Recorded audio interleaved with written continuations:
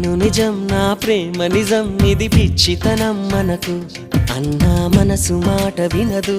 విన్నా అవును కాదు అనదు నీలో నా సంతకం చెరిపే వీల్లేదుగా నాలో నీ జ్ఞాపకం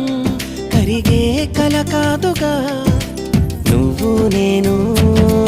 రెండక్షరాలుగా మారాలిగా ప్రేమయ్యేలాగా